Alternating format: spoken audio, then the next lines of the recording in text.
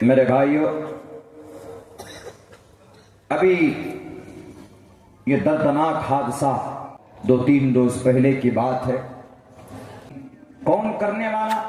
ہمارے جوان، اس دیش کے جوان غلط راستے پر جا رہے ہیں۔ سیدھے راستے پر ہمارے جوانوں کو آنے کی ضرورت ہے، ہمارے مسلم نوجوانوں کو بھی اور ہمارے RSS VHP بجرنگ دل شیو سینا کے نوجوانوں کو بھی۔ ٹھیک ہے، آپ شیو سینا بنائے ہیں، اچھی بات ہے، آپ بجرنگ دل بنائے، اچھی بات، لیکن اس پلیٹ فارم کے ذریعے سے کسی بیٹی کی عزت کی رکشا کرو، کوئی اچھا کام کرو، دیش کے اندر میں نفرت مت پھیلاؤ تو اچھا ہے، تب آپ کی جوانی بڑھیا ہے، بڑھیا چیز میں آپ لگا رہے ہیں۔ تو اس کے ماں باپ نے کہا کہ سر، آپ کو شاید معلوم نہ ہو، کوئی بھی بیٹی خوشی سے اپنی جان گواتی نہیں ہے۔ تقریباً کئی مہینوں سے ان کا بلیک میل ہو رہا تھا، ان کا ویڈیو بنا کر اور ان کے ساتھ کھلواڑ کیا جاتا تھا، ہر رات کو ان کی عزت لوٹی جاتی تھی۔ جب پانی سر سے اوپر چلا جاتا ہے تب جا کر مجبور ہو کر جب ان کو یہ زندگی جب کنویں کے طرح، کنویں میں جیسے ان انسانوں کا دم گھٹتا ہے، تو جب یہ زندگی دنیا ایسی بن جاتی ہے تب جا کر کوئی سماج کی بیٹی اپنے ہاتھوں سے اپنی جان کو ختم کرنے پر وہ کوئی فیصلہ کرتی۔ آپ کو معلوم ہے آج تک کسی مجرم کی، کسی ریپسٹ کی گرفتاری نہیں ہوئی ہے۔ کون آئے گا انصاف دلانے کے لیے؟ کوئی نہیں دے سکتا۔ اگر کوئی انصاف دے سکتا ہے تو ہمارا قرآن انصاف دے سکتا۔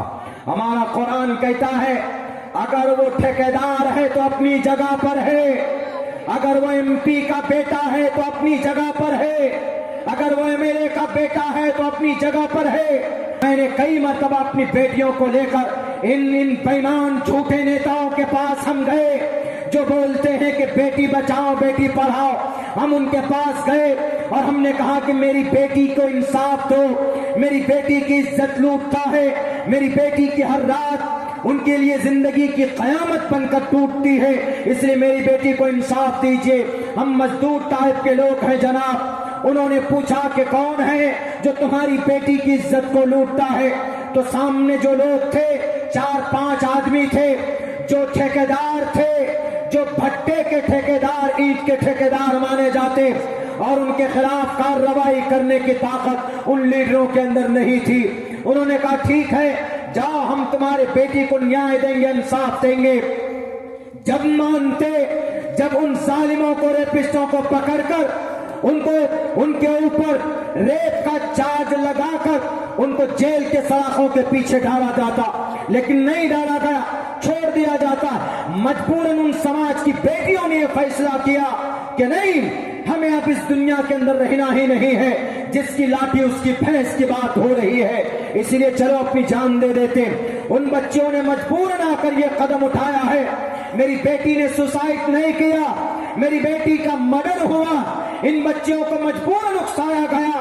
آؤ قرآن سے پوچھو، دنیا کی کتابوں سے پوچھو، دنیا کے یہ بڑے بڑے جھوٹے، یہ غدار، یہ لوٹیرے، یہ بیٹی بچاؤ بیٹی پڑھاؤ کا نعرہ لگانے والے ڈھونگی کرسی پر بیٹھ کر یہ صرف بولتے ہیں کہ بیٹی بچاؤ بیٹی پڑھاؤ، لیکن جب بیٹی کی ریپ، ان کی عزت لوٹی جاتی، ان مجرموں کو پکڑ کر گولیوں سے پھون دینا چاہیے، اس لیے کہ سماج کی کسی بیٹی کے ہاتھ پر، ان کی عزت پر ہاتھ ڈالنے کی جرات ہوگی کیسے؟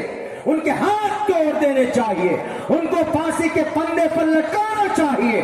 کسی بیٹی کی عزت کو لوٹنے سے پہلے یہ سزا، تاکہ یاد آئے کسی کو، لیکن نہیں ہوا۔ باہوبلی ہے تو اپنی جگہ پر ہے، اگر وہاں کے CM کا کوئی قریبی ہے تو وہ اپنی جگہ پر ہوگا، لیکن خدا کہتا ہے کہ پکڑو، ان کے ہاتھ کو پکڑ کر لاؤ اور ان کو کوڑے سے ان کی پیٹھ پر اتنی پٹائی کرو، اتنی پٹائی کرو کہ کھال بھی ادھر جائے، خون نکلے۔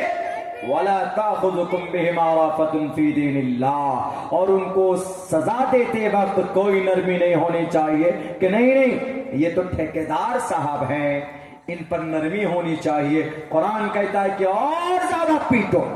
ٹھیکیدار تھا تو بیٹی کی اور زیادہ سمان کرنا چاہیے تھا، لیکن ٹھیکیدار ہو کر یہ غلط کام کیا ہے ان کو اور زیادہ پیٹو. وَلَا تَأْخُذُكُمْ بِهِمَا رَأْفَةٌ فِي دِينِ اللَّهِ. اللہ کی شریعت میں کوئی رعایت نہیں ہونی چاہیے اور ان کو سزا ملنی چاہیے. اور اگر وہ زنا کرنے والے شادی شدہ ہیں تو گڈھا کھودو, گڈھا کمر تک ڈالو, اتنے بڑے بڑے پتھر لا کر ان کے سر پر مارو, سر کو پیس دو ان کو, اور پھر قوم کے لوگوں کو کہو کہ دیکھو, اس کا ویڈیو بنا اور پورے قوم کے اندر اس کو سرکولیٹ کرو, وائرل کرو, تاکہ کوئی اور منچناشے, کوئی اور نوجوان سماج کی کسی بیٹی کی عزت کو نہ لوٹے, اس لیے کہ عزت بڑی قیمتی ہوتی ہماری بیٹیوں کی.